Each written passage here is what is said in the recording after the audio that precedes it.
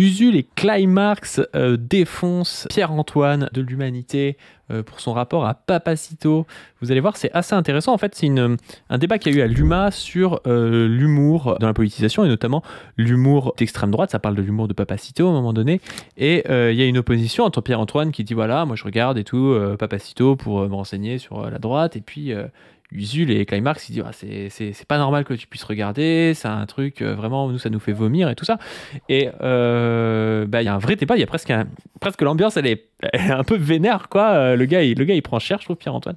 Et donc, du coup, on voulait regarder ça avec Chris et puis pouvoir en parler d'humour, parler de la politique, parler de quelque chose que nous, on fait parfois, hein, de l'humour notamment avec Zoé, quand on fait des reacts droitards, on analyse pas mal de vidéos d'humour de droite.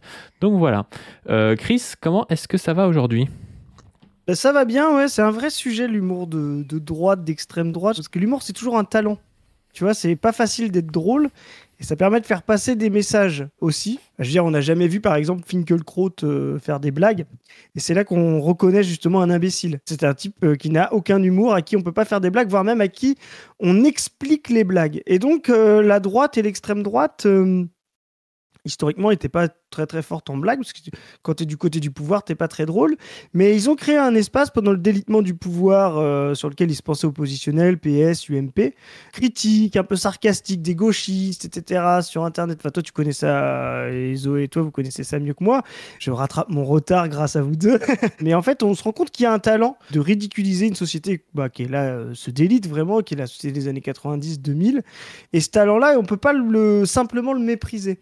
Et on va le voir, je trouve que là, il faut le prendre pour ce qu'il est vraiment. Qu'est-ce qu'il dit? Qu'est-ce qu'il permet?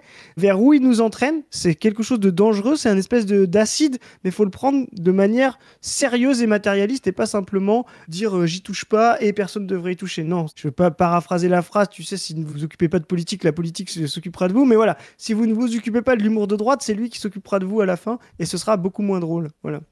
Ouais, après, tu vois, je pense que l'humour... pour commencer à rentrer dans le sujet, ça se base souvent, notamment l'humour en politique, sur des choses dont il est interdit de rire, tu vois. Et l'humour de droite a perduré peut-être à un moment donné où la gauche était faible, et comme elle était faible, elle surinvestissait des valeurs, tu vois. Donc elle surinvestissait des valeurs de gauche qu'elle n'était pas capable de faire advenir dans le domaine public. C'est-à-dire que la valeur du féminisme, c'était hyper important. Par contre, être concrètement féministe ne l'était pas, tu vois. La valeur de l'antiracisme était très, très important. Fallait pas le critiquer. Par contre, c'était enseigné à l'école, tout ça. Et par contre, être antiraciste concrètement, c'est-à-dire ne pas avoir de politique de discrimination envers les sans-papiers, bah ça, c'était pas faisable. Par exemple, il y a d'autres manières d'être antiraciste. Ouais, et donc, du coup, quand les valeurs de la gauche se sclérosent comme ça, tout en n'étant pas très concrète, la droite arrive et se régale en ridiculisant ses valeurs, quoi. Et c'est là où je pense qu'il y a eu un terreau fertile pour de l'humour de droite avec du Raptor, du Papacito, du Valek et tout ça à ce moment-là, tu vois. Et aujourd'hui, maintenant qu'il y a des valeurs de droite qui deviennent de plus en plus prégnantes dans la société, on voit renaître parfois un humour de gauche, tu vois. Je pense par exemple, on a vu, même si c'est pas une gauche très radicale, mais quand même, on a vu Guillaume Meurice et son équipe qui ont été virés de France Inter, avec, notamment, tu vois, ils faisaient des vannes par rapport au soutien à Israël de l'élite française au pouvoir, tu vois, et ça n'a pas plu du tout. Je pense notamment à quelqu'un comme Edgar Rive, qui étant... fils d'un haut dignitaire africain, ridiculise un peu comme ça le pouvoir. C'est un peu les magouilles qu'il peut y avoir parfois à la tête de certains États corrompus. Il y en a d'autres, hein, je pense à eux, là, parce que je pense pas à Sophia Aram. Je sais pas, toi je crois que t'aimes bien Sophia Aram. Bah moi, Sophia Aram, comme son nom l'indique, c'est interdit, donc j'y touche pas, quoi. Mais voilà, tu vois, aujourd'hui, je trouve qu'il y a quand même un renouveau de l'humour à gauche. Et même, on a pu le voir sur Internet, hein, avec les droitards. Rochdy, il en parlait, il disait, nous, on n'arrive plus trop à faire des vidéos et tout. Et puis, il y a tout un tas de streamers et de youtubeurs à gauche qui commencent à percer. Il pensait notamment à Dany Heraz, il pensait à nous, enfin voilà. Et donc, c'est vrai qu'il y a un renouveau à gauche aujourd'hui, mais qui n'est pas encore aussi fort que ce qu'ont pu être les Papacito, les Raptors et tout ça, quoi. C'est vraiment bien ce que tu dis, comme d'habitude, pas du. Mais c'est vraiment ça, quand il était oppositionnel, quand le féminisme était une valeur, on va dire, minoritaire, l'humour minoritaires pouvaient se permettre de taxer, on va dire, le pouvoir. Je sais pas, je pense à Coluche, par exemple, tu vois, giscardien, qui était justement, lui, antiféministe et tout, tu vois, ou raciste, même si, voilà, Coluche a un talent pour jouer sur plusieurs tableaux, mais voilà, tu vois, on pouvait, en tout cas, critiquer ça, quoi. Et donc, les valeurs progressistes apparaissaient comme, on va dire, sarcastiques, parce qu'elles se mettaient, comme tu disais, sur un pouvoir qui était, lui, tout l'inverse. Mais comme l'hégémonie après de gauche et le PS est devenu par exemple hégémonique dans la société à partir de 81 et a, comment dire, instrumentalisé en faisant croire que ça y est, le monde de gauche était arrivé, ces valeurs-là étaient au pouvoir, etc. Elles se sont pris dans la gueule l'effet inverse, c'est-à-dire de gens de dire ah bah si le féminisme c'est bon, c'est déjà la société actuelle, etc. Et bah t'avais un humour qui est devenu réactionnaire, antiféministe. Comme ils ont survalorisé l'antiracisme avec SOS Raciste, etc. On a vu aussi un humour raciste qui est arrivé parce que en fait on s'est pris dans la gueule non seulement comme tu dis l'instrumentalisation des valeurs progressistes par le PS au pouvoir qui est conservateur. Et donc, effectivement, des réactionnaires qui se sont fait passer pour oppositionnels. Et ça, c'est assez significatif. Ouais. Ouais, bon, on va partir. C'est le camarade Alexandre Jaffari qui a fait un thread, comme il fait souvent, avec des extraits donc, sur ce débat à l'UMA. Donc, il nous dit à la fête de l'UMA, un débat s'est tenu sur l'humour comme arme politique. Ce débat s'est intéressé en partie à l'humour de droite et à la violence qu'il dégage. Je voudrais rebondir sur ce moment pour parler de la tactique de séduction des jeunes hommes par l'extrême droite. Mais ça permet aussi de comprendre leur rhétorique. Enfin, tu vois, Non, mais en vrai, moi, je savais même pas que c'était censé être marrant. Enfin, je n'étais même pas au courant qu'ils faisaient des blagues, en fait, Papacito et compagnie. Mais en vrai, moi, ça, là, ce que tu dis, moi, je peux même pas. Enfin, je me souviens les vidéos de Soral ou quoi que j'avais vues. En vrai, ça me donne physiquement envie de vomir. Genre, j'ai pas envie de regarder ça. Genre, ça me fait du. Juste c'est Pierre-Antoine, le mec qui a parlé au début et qui dit bah voilà, moi je regarde pour essayer de capter ce qui se dit. Du mal. Moi, en vrai, je suis une meuf. Elle compare à Soral, Climax. Je trouve que la comparaison, après c'est un débat assez compliqué, c'est pas très précis parce que Soral il fait pas vraiment, il fait peut-être un peu d'humour, mais c'est pas vraiment de l'humour. Ouais, il y a un peu de punchline chez Soral, mais c'est plus des entretiens politiques et tout ça, que ça n'a rien à voir avec Papacito, on va dire, qui fait de l'humour, quoi, qui fait des sketchs même. Ta décontraction avec ça, elle est même suspecte en fait. Non, mais si, non mais je déconne même pas. Je déconne même pas. T'es sérieux? Non, frère. Moi je trouve que c'est Usul qui est trop suspect. Ouais, c'est trop bizarre. Usul il est trop suspect là. C'est trop suspect de dire t'as regardé du Papacito, là devant moi là t'es pas en sueur.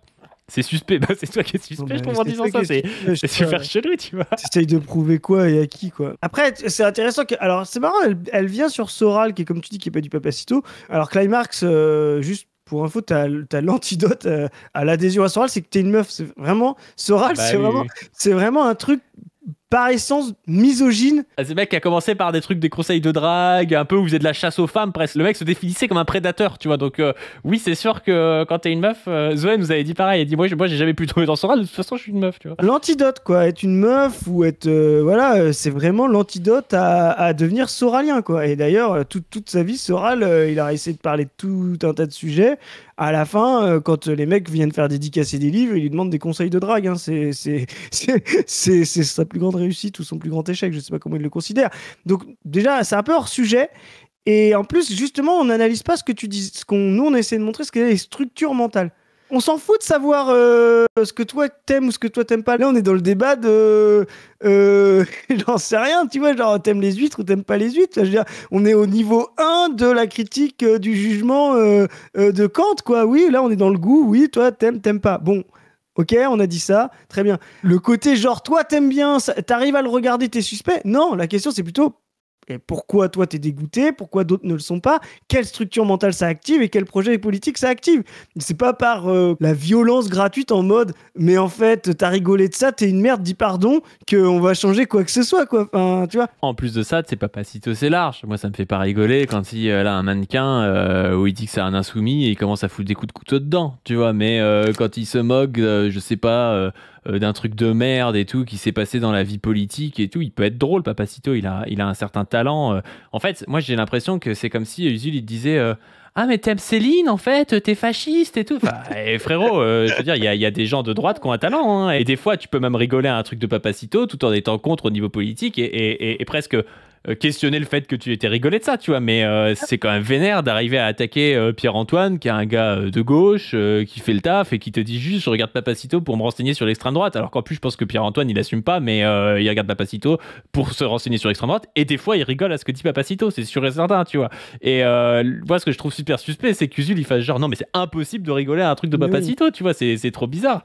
Tout comme à l'époque, tu sais, Balzac c'était un royaliste et tout, Balzac il écrit magnifiquement bien, et je pense pas qu'au niveau politique les valeurs qui transparaissent chez Balzac soient superbes, tu vois. Enfin, très bon exemple, justement. C'est là la force, c'est de se dire, on s'en fout de savoir, tu vois.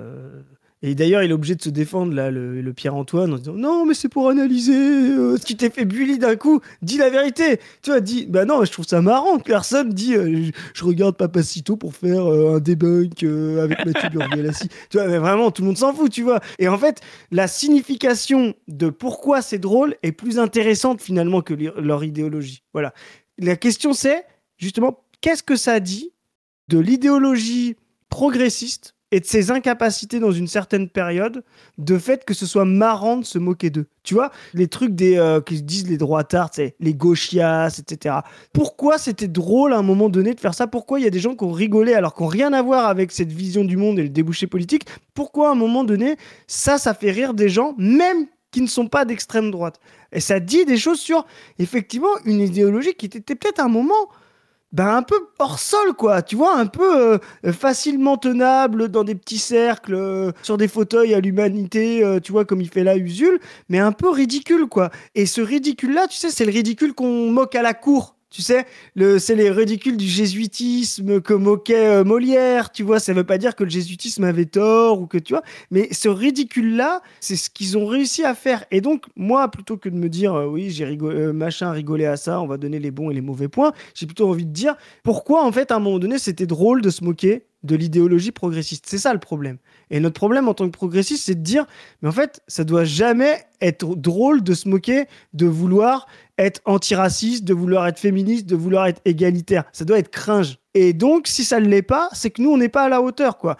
Et ça sert à rien de bully ce petit gars qui se marre et qu'en plus, qui a tout. C'est un petit blanc de la bonne génération. Il a tout pour se marrer devant Papacito. T'excuses pas, frérot. Dis pas, oui, j'ai voulu faire une analyse, je sais pas quoi, en 3 tomes. Tu vois, non, ça t'a juste fait rire. Et te fais pas avoir par Usul qui revient à des modes de lutte antifasciste, mais genre du lycée, quoi. Tu viens à la manif contre Le Pen, c'est horrible ce qui s'est passé le 21 avril. Tu vois, t'as 16 ans, là, j'en peux plus d'eux. Que Usul, toi, en plus, ça fait marrer, parce que moi, le 21 avril, j'avais 5 ans, hein, donc bon. Moi, je crois bien qu'on a le même âge. Je crois qu'on est de 87 tous les deux. Et vraiment, c'était vraiment le 21 avril, c'est fondamental dans notre génération. Moi, j'ai fait les manifs anti-Le Pen et tout, mais déjà, c'était... Tu vois, il y avait un côté... c'était hégémonique, quoi. Ça coûtait pas cher, tu vois, de se donner une allure de gauche en allant manifester, alors que... 10 jours avant, tout le monde s'en foutait des élections. Il y en a qui ont voté Taubira, il y en a qui ont... Tu vois, moi, j'avais 15 ans, donc je pouvais pas voter, mais tu vois, genre, personne n'en avait rien à battre. Et du jour au lendemain, tout le monde se mettait une médaille d'antifasciste parce qu'ils avaient fait des manifs. Là, c'est un peu bidon, tu vois, donc on est sur le même truc.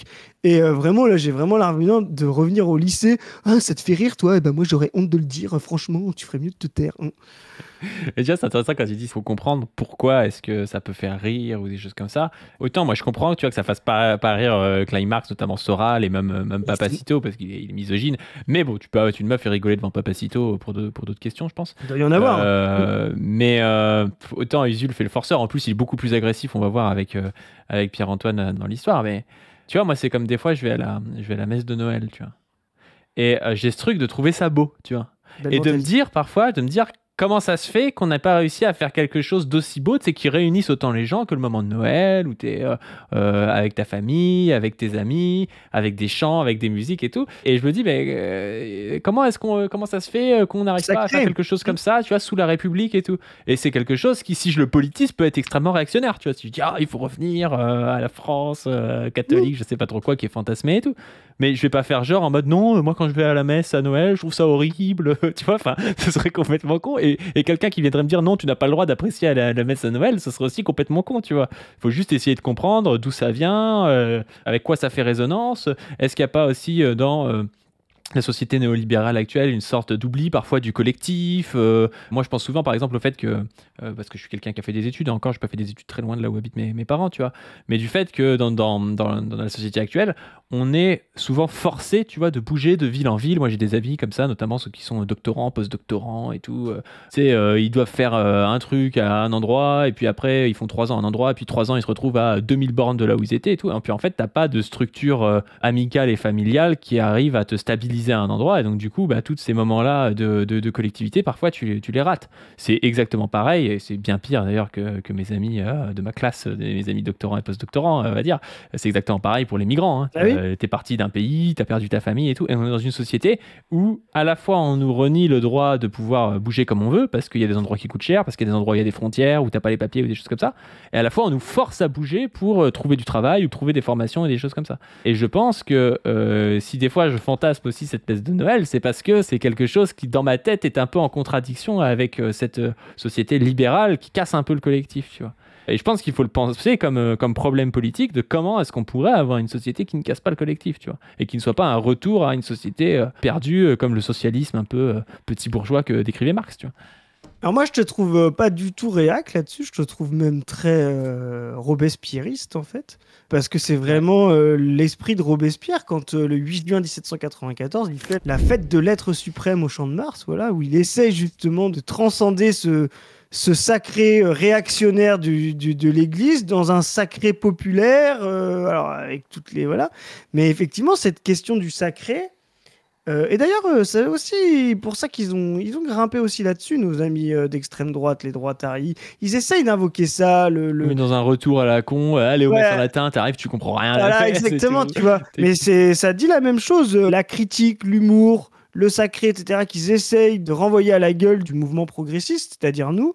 Non, il nous faut une réponse d'au moins la même intensité. Et ça, cette intensité, elle est matérialiste, elle n'est pas affective. Elle suffit. Là, tu vois, quand on critique les affects, pour moi, la scène qu'on vient de voir, là, de la réaction d'Usul, c'est purement affectif. Ça ne dit rien, ça ne fait rien, ça ne transforme rien. C'est juste, ça se fait plaisir à lui-même, quoi. Tu vois, c'est de l'onanisme intellectuel. Tu vois, ça, c'est du pur affect. On n'est pas sorti de l'affectif, on n'est pas rentré dans la signification, dans le collectif, dans le sens, quand on est dans ce niveau de discussion, de dire « moi, ça me fait gerber, et je comprends même pas que ça te fasse pas gerber, c'est suspect. » Tu vois, non, vraiment, c'est catastrophique. Après, pour aller dans le sens d'Usul, on va voir plus tard, mais il va expliquer quelque chose d'intéressant, Usul, et tu vas voir, ça va peut-être permettre de lui donner un point. Non, je suis un peu d'accord, pour être honnête. Moi, par exemple, si t'arrives à être décontracté, à regarder ça et machin, non, je regarde ça avec un œil critique. Je suis pas. Non, je dis pas moi. Arrête, frérot. Arrête. J'ai pas rigolé, frérot. Arrête. Pas un œil critique. Je dis que moi, c'est vrai que je perçois une violence qui me fait que j'ai envie de couper. Non, mais il y a pas tout le temps de violence dans tous les propos de Papacito. Il a plus de fou. Toi, si cette violence t'arrives à la tolérer, ça m'inquiète aussi sur ce que t'arrives à... Je la tolère pas. Non, attention. Si, ça me permet surtout de comprendre leur ligne politique et de savoir où est-ce que moi je dois taper quand je vais taper en live. Donc voilà. Donc il y a Alexandre Jafferi qui dit, comme vous l'avez vu, ce débat a été tenu par le journaliste Pierre-Antoine Valade qui a accueilli Usul, Climax et Mathieu Gilbert d'Urbania. Au milieu du débat, Pierre-Antoine a été mis au pied du mur quand on a abordé l'étude de l'humour d'extrême droite. Usul de manière assez violente et Climax avec une moindre intensité ont reproché à Pierre-Antoine d'être trop à l'aise avec les vidéos du rappeur et Papacito. Ils lui ont expliqué que la violence contenue dans ces vidéos devrait le mettre viscéralement mal à l'aise. T'arriverais à écouter une vidéo de, Papacito qui passe 20 minutes à te défoncer et à dire PA, grosse chiotte, machin, mais pendant 20 minutes. Pendant 20 minutes, c'est que sur toi, ton physique, tes mœurs supposées, je ne sais quoi. Là, c'est intéressant.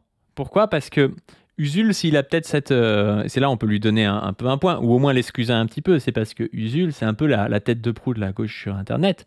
Et donc, Papacito a dit les pires trucs sur Usul, tu vois. Et donc, je pense qu'il a un rapport aussi à Papacito qui n'est pas le rapport de toi ou moi, tu vois. Parce que Papacito, il a jamais parlé de nous et tout ça. Donc je peux comprendre aussi qu'Usul, tu sais, quand il y a un gars qui t'a chié dessus, limite, qui a donné des coups de couteau à un mannequin en disant que c'était un insoumis, mais limite, dans la tête de Papacito et des gens qui regardent Papacito au premier degré, c'est Usul, tu vois, le mannequin. Et là, je comprends que Usul, il se vénère, tu vois.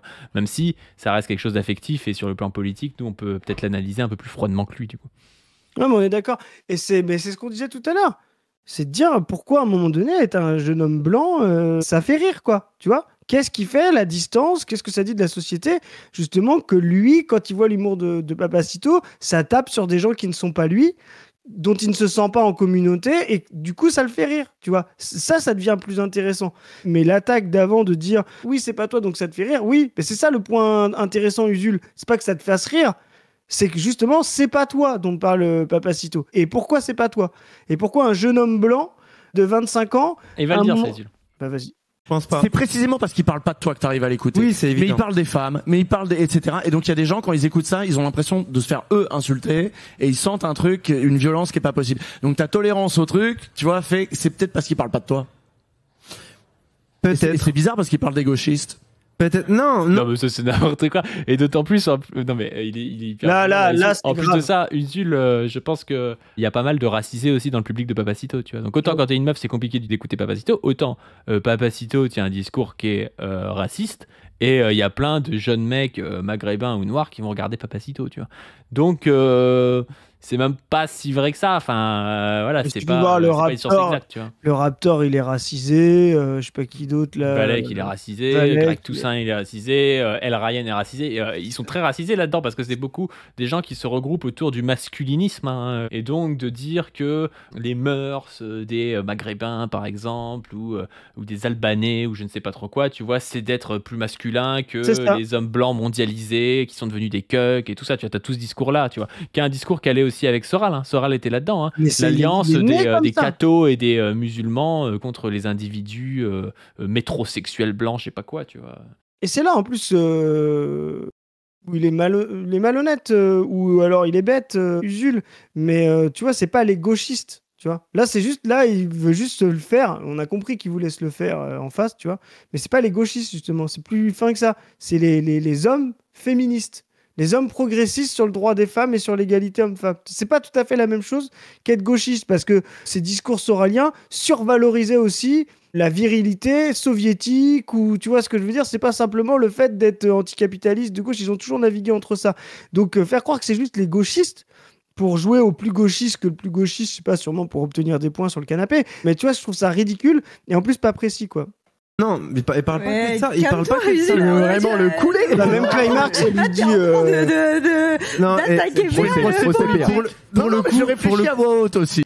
Usul, il arrive plus à faire un procès politique à ce gars-là qu'à François Hollande quand il est en face de lui. Mais c'est vrai que mais peut-être François Hollande est assez gauchiste pour. Mais après, ça c'est Usul. Hein. Il a la gauche très large parce que face à François Hollande, il bégaye, et puis il dit même chez Baxit qu'il faudrait quand même pour l'antifascisme donner alliance aux macronistes. Tu vois. Sur la vague d'extrême droite qui déferle sur l'Europe, j'en parlais au téléphone avec Usul. On disait qu'en fait, on va arriver à un moment où l'union de la gauche ne sera pas suffisante. Il va falloir faire union avec les macronistes. Usul, il a dit ça? Bah, en fait, il y a un moment où... C'est-à-dire que les picadilles des histoires de plus jamais PS ou pas plus jamais PS, en fait, c'est pas du tout le sujet. Le sujet, c'est si t'as Jordan Bardella qui a 45% des députés dans l'Assemblée, tu fais quoi? Tu fais une alliance avec les macronistes et toute la gauche. Parce que t'as pas le choix. Usul, il aurait fait la campagne sauf les macronistes qui vont aller faire alliance avec Bardella. On s'est pris la fête sur mon théâtre qu'on connaît la moitié pas. Je le connaissais même pas avant l'extrait. Ouais, j'ai déjà vu faire 2-3 sketchs, je crois. Mais je crois que c'est lui, je suis même pas sûr. Hein. Je crois que c'est lui qui est le mec qui fait des sketchs pour l'humanité. Après, il a l'humain. Je veux dire, je me doute que c'est pas un droitard. Mais vraiment, là, le montrer pas de blanche comme ça.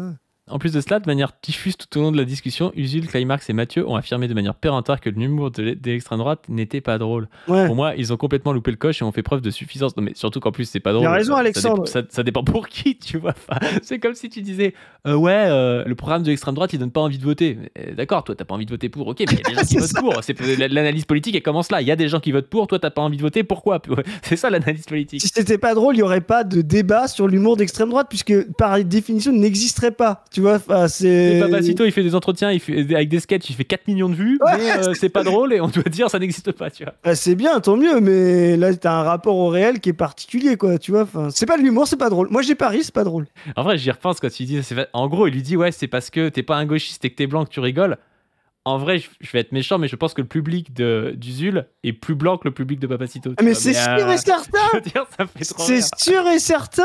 C'est sûr et certain, évidemment. Et Usul parle à des blancs progressiste, voilà. Ce qui n'est pas un problème en plus, tu vois, mais c'est un mauvais argument. C'est pas un problème, mais c'est vraiment pas un argument. Par contre, l'argument de rapport aux femmes est fondamental et il est passé à côté, quoi. Enfin, vite fait, il en parle. Pour reparler un petit peu de l'extrême droite, on voit les vidéos du Raptor et de Papacito sur YouTube qui font tous 800 000 vues. Le Raptor, c'est 135 000 sur Insta. Comment on peut expliquer que ces personnes-là ont autant d'écho? Mais ces gens-là, je pense pas qu'ils font de l'audience grâce à leur humour. Ils me font absolument pas peur. L'extrême droite, de manière générale, me fait absolument pas peur au niveau de l'humour. Je trouve pas qu'ils sont des gros concurrents là-dessus. Oh mais là, c'est quoi? Je connais pas ce mec. C'est quoi cette histoire?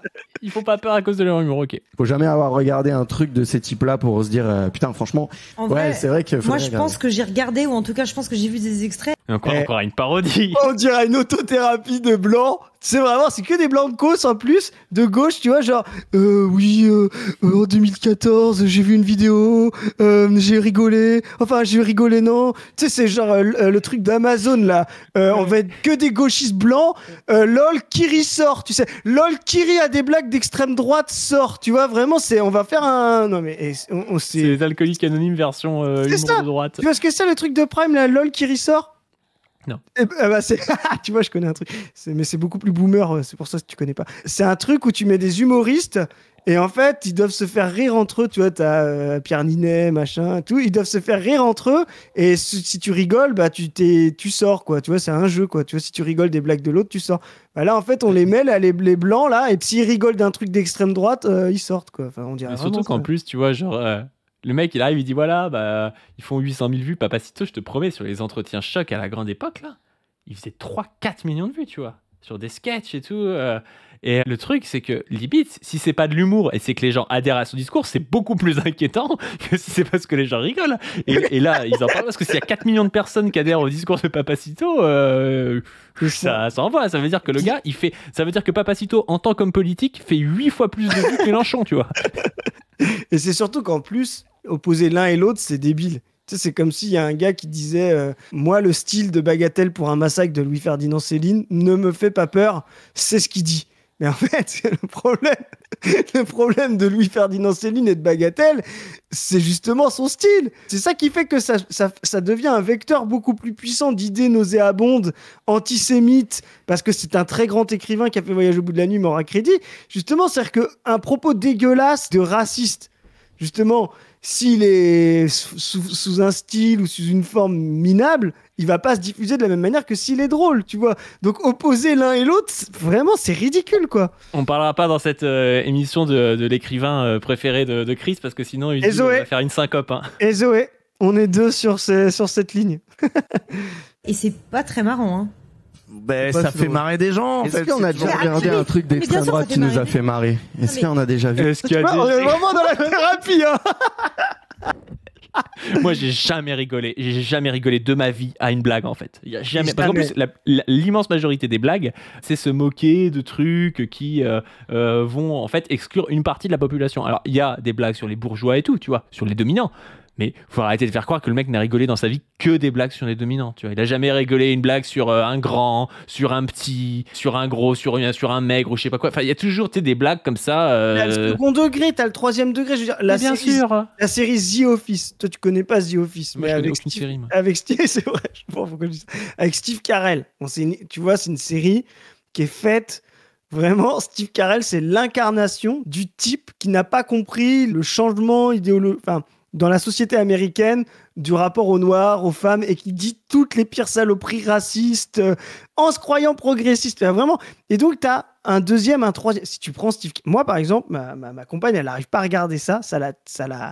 Ça la trigue trop parce que, en fait, c'est trop tout le temps le même truc de voir un gars qui débite des trucs anti-progressistes tout le temps. Ça la fait pas rire, tu vois. Et elle atteint pas le second degré. Alors que tout le monde sait que les mecs qui ont écrit The Office sont des gens hyper progressistes, tu vois. Et le but, c'est de le ridiculiser lui. Mais le vecteur fait qu'elle adhère pas. Mais tu vois, c'est justement, comme tu disais, c'est tout un tas de second degré, de troisième degré, etc. L'humour, c'est pas simplement un message, quoi. Sinon, ça marche pas. Une vidéo d'extrême droite qui a fait marrer, genre. Papacito jamais. Papacito jamais. Qu'il faut jamais. Non, mais les mecs, genre, il n'y a jamais une vidéo d'extrême droite qui l'a fait marrer. On dirait qu'il joue, tu sais, un truc à picoler là. Je n'ai jamais de ces genres. Tu vas avoir tous les trucs les plus délirants, mais rigoler une vidéo de Papacito, de ces genres, personne boit. Tu vois.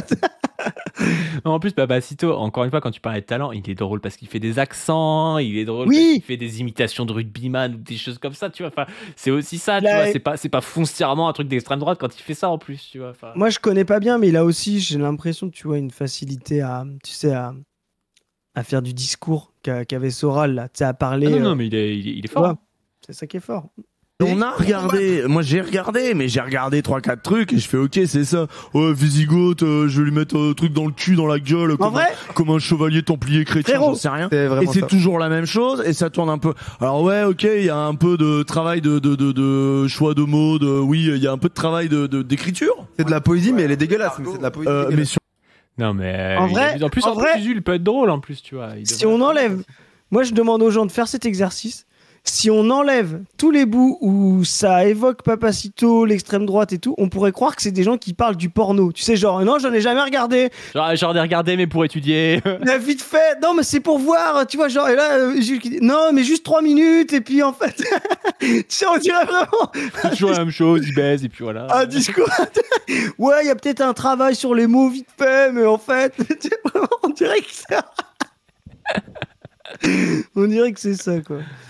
Surtout, ça tourne quand même assez à vide sur les mêmes trucs. La violence, en fait, c'est la même chose pour Raptor Dissident. Je vois les féministes, machin, leur tarter la gueule de pute avec leur perruque de pétasse frustrée. Ouais, j'ai compris, en fait, c'est bon. Si ça te fait marrer. Oui, il y a plein d'adjectifs qualificatifs. Ah, ils aiment bien trouver des adjectifs qualificatifs un peu... super. Ouais, je les trouve trop suspects. Je les trouve vraiment trop suspects. C'est Jules Bourret ou Jules tout court qui est là? J'arrive pas à savoir. Il a une voix un peu de lendemain de cuite. Mais pour mieux appréhender la problématique de l'humour d'extrême droite, je vois 3 questions. Pourquoi est-ce que ça fait rire des jeunes hommes de 13 à 20 ans? Intéressant, tu vois. Alexandre Jafari qui dit ça. Comment cet humour sert de pipeline à l'extrême droite? Comment peut-on hacker cette mécanique? Tu vois, 3 questions intéressantes. Premièrement, il faut arrêter de se voiler la face. Papacito est très drôle pour des jeunes hommes de 13 à 20 ans qui ne sont pas éduqués sur les discriminations. Pour comprendre ça, il faudrait revenir aux origines de Papacito, FDP de la mode. Papacito tenait un Tumblr où il écrivait sur des sujets divers, en procédant ainsi à poser sa grille de lecture d'extrême droite sur un tas de thématiques, les dessins animés, la boxe, la chasse. Celui-ci lui a permis de se créer un tas de réflexions qui a pu sortir dans un deuxième temps, notamment lors de ses entretiens donnés aux éditions Ring. Papacito s'y est créé un second buzz en parlant aussi bien de Saddam Hussein que de rugby avec un flow lyrique. T'as jamais vu ça, toi? Faudrait que tu regardes les entretiens choc de la grande époque de Papacito. Ça manque, tu vois. Moi, je connais pas les séries, mais je connais ça. Ce buzz sur YouTube lui a permis de créer une communauté de fans de Papacito qui l'a rendu bankable. Papacito a leur tablé sur humour sur 7 points que j'ai recensés ici. Apologie de la violence, la propriétalité des forces sur les faibles est légitime et drôle à regarder. Les blagues discriminatoires sont un soc, c'est pourquoi les luttes contre les discriminations sont toujours tournées en dérision. Papacito ne veut pas être une simple bruse, il faillise de la curiosité et la culture afin de donner de la profondeur à son personnage. Apologie de la virilité universelle à travers des figures guerrières passées ou des dictateurs modernes comme Saddam ou Duterte. Ah oui, il parlait beaucoup de Duterte. Ceci va parfaitement avec l'analyse de Climark qui pointe du doigt le sexisme de ces humoristes d'extrême droite comme ciment de leur humour. Papacito est un réactionnaire nostalgique, il rêve du temps où les hommes étaient des hommes. Mais c'est vrai qu'il fait ça aussi avec... ça peut être avec l'URSS, ça peut être avec le communisme à l'ancienne, tu vois, il y a ce côté-là. C'est pour ça que c'était assez précis quand tu disais que c'est pas forcément les gauchistes en tant que tel, mais il y a un virilisme, tu vois. Autodérision sur son virilisme, ça désamorce une petite partie des critiques, ça rend son discours plus digeste pour les nouveaux fans. Enfin, la vulgarité est une forme assumée. Ça lui permet de revêtir un manteau d'authenticité artificielle qui lui permet de donner l'impression de dire ce que les autres n'osent pas dire. Cet humour fait rire les jeunes hommes car il redonne une place claire à une masculinité en crise qui cherche des repères désespérément. Il fédère car il désigne des ennemis, les femmes, les personnes LGBT, les profs qui menacent une image fantasmée de la France. Tous ces contenus humoristiques servent alors de porte d'entrée à une pipeline vers l'extrême droite. L'humour est encore plus puissant que la muscu ou le business car il est ludique, permet d'aborder une diversité de sujets et donc de multiplier les portes d'entrée. Cette réalité doit nous amener à la conclusion suivante. Comment créons-nous des modèles masculins à gauche qui soient séduisants pour les jeunes hommes au moment charnière où ils créent leur système de valeurs? Ça, c'est un peu la fausse bonne idée, tu vois. Là. C'est un peu la limite du trade, là. Comment on crée des masculinités à gauche, tu vois. Genre comme si, en fait, la masculinité, c'était une permanence qu'il fallait rendre progressiste ou... Non, La masculinité, c'est un mode, quoi, tu vois, adéquat à une certaine forme matérielle. Et effectivement, il n'y a pas à avoir une masculinité progressiste en face d'une masculinité conservatrice, tu vois. C'est d'ailleurs la force, justement, des discours de Papacito, etc. C'est justement de parler de démasculinisation en face, tu vois. Et il n'y a pas à dire, mais non, je suis quand même un homme, etc. La question, c'est comment on peut faire vivre un monde égalitaire où il n'y a pas besoin d'exister en tant qu'homme, quoi, tu vois, et pas besoin de lui rajouter l'adjectif progressiste ou quoi derrière pour le, comme tu disais, la couche de peinture, quoi, tu vois, ça sert à rien, quoi. T'as raison, parce que ça donne deux écueils, cette recherche de masculinité de gauche, ça donne des Loïc Chéniaud, un peu, tu vois, et ça donne des Bégodeau aussi, tu vois. Bégodeau est un peu là-dedans, et en fait, ça peut marcher un temps, mais cette posture masculine de gauche, un peu... Je sais pas s'il est masculiniste, Bégodeau, peut-être pas abusé, mais quand même, il donne comme ça, il a une posture un peu autoritaire, tu vois. Enfin, je sais pas comment le dire, mais tu vois, il se pose là et puis il affirme des trucs. Tu sais, il fait un peu le Soral de gauche, Bégodeau. La problématique, c'est que ça a posé des questions quand il a fallu se remettre en question, parce que typiquement, l'homme se remet pas en question, tu vois. Et je pense vraiment qu'il y a un accord entre sa posture et le fait qu'il se soit pas remis en question dans l'affaire avec Ludivine Bantini, tu vois. Mais tout à fait. Et d'ailleurs, la structure est toujours une forme matérielle, concrète. Donc la structure s'incarne toujours jamais dans une idée précise, dans un point de vue, dans une opinion. La structure s'incarne toujours dans des formes. Et à ce titre-là, quand vous utilisez une forme virile et masculine, tu vois, votre comportement, votre façon d'être, votre habitus, comme dirait, voilà, est beaucoup plus important que ce que vous racontez avec, tu vois. Et la masculinité, c'est d'abord une structure, c'est d'abord une forme, c'est d'abord une ontologie d'apparition au monde, tu vois. C'est d'abord un moyen d'être avec les autres hommes, d'être avec les non-hommes, avec les femmes, avec les enfants, etc. Et tu peux bien dire toutes les idées que tu veux, droite, gauche, extrême droite, si tu utilises cette forme-là, eh ben, la reproduction de la structure te dit merci et tes idées n'avancent pas. C'est cette contradiction, elle ne peut jamais exister. Et donc, c'est aussi là où être, marxiste, c'est de croire qu'il n'y a pas de différence fond-forme. C'est la phrase de Victor Hugo qui est très marxiste qui dit la forme, c'est le fond qui remonte à la surface, tu vois. Ben là, c'est vraiment ça, en fait. Tu peux bien avoir toutes les idées, te dire autant de gauche que tu veux. À la fin, dans ta forme, la façon dont tu traites Ludivine Bantini, fais-toi un mascu, que tu en sois conscient, inconscient, que tu lises ci, ça, ou que tu aies défendu ci ou ça, à la fin, c'est ce qui prime. Ouais. Bon, après, du coup, il explique comment est-ce qu'on pourrait proposer des modèles de masculinité de gauche. Mais ouais, je pense que l'enjeu de masculinité est très important et on en a parlé. Il manque l'enjeu quand même de le moteur un petit peu caché de tout ça, qui est la crise de l'hégémonie, l'hégémonie néolibérale qui a été portée par le PS et tout ça, qui est quand même centrale. Après, je pense que Alexandre Jaffari il le sait, mais au-delà de la masculinité, il y a aussi cette question-là. Pourquoi est-ce qu'ils se moquent des LGBT, des racisés, des handicapés ou je sais pas trop quoi? C'est pas juste par masculinité. C'est aussi parce que c'est une manière de moquer les valeurs portées par notamment le Parti Socialiste, mais les néolibéraux en général, qui étaient là, oui, on est inclusif, on est antiraciste, on est féministe, et en fait, qui sont des valeurs qui sont absolument creuses dans leur bouche, tu vois. Et c'est intéressant parce que si on veut prendre un peu de hauteur, c'est exactement ce qui s'est passé avec la Révolution française. Tu sais, c'est l'analyse, la grande analyse de Lukács sur ça, et puis après qui est reprise notamment par Michel Clouscar, c'est de dire que pendant la Révolution française, il y a eu la volonté de faire advenir la liberté, l'égalité, la fraternité en acte concrètement, mais que la bourgeoisie n'a pas pu, et qu'après la bourgeoisie a gardé ces valeurs-là, mais de manière seulement abstraite, et a essayé de les opposer au prolétariat montant qui essayait de faire advenir ces valeurs-là de manière concrète. Et c'est vraiment l'universalisme abstrait qui a même permis le colonialisme. C'était de dire, on va apporter la liberté, aujourd'hui c'est ça, on va apporter la démocratie au Venezuela, on va apporter ces valeurs qui sont devenues presque des farces, tu vois, qui sont devenues purement abstraites dans la bouche de la bourgeoisie.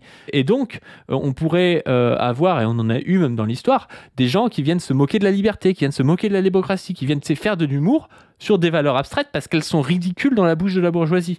Et face à ça, nous, il ne faut pas proposer une autre forme d'humour qui se fout de la gueule de ces trucs-là, mais il faut proposer l'égalité concrète, la liberté concrète, la démocratie concrète et tout ça. Et donc, l'abolition du rapport bourgeois au monde, exactement comme il faut proposer l'abolition du masculinisme et proposer l'égalité concrète entre les genres, tu vois. Il ne faut pas que la gauche se mette à critiquer la liberté et la démocratie parce que la droite l'a fait, parce que c'est devenu des valeurs abstraites au 19e siècle et au 20e siècle dans la bourgeoisie. Tout comme là, il ne faudrait pas que la gauche se mette à critiquer ce que critique Papacito en disant oui, mais c'est vrai que le PS, ils font mal du féminisme, et donc on doit critiquer le féminisme.